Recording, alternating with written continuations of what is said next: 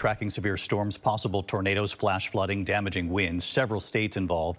We're also tracking what's now a Category 4 hurricane, Gabrielle, churning in the Atlantic. The latest track on this, plus the storms, of course. Let's get right to our chief meteorologist, Ginger Z, doing double duty for us on a Monday night. Ginger, great to have you.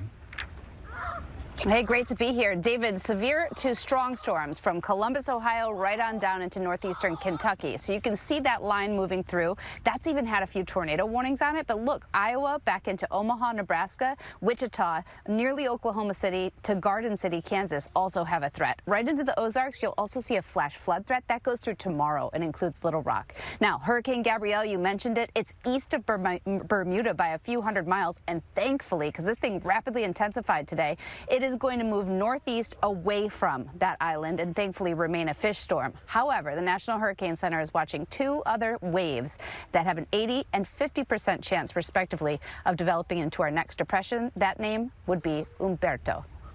Important still that time of year. Ginger Z, we'll see you first thing in the morning. Thanks.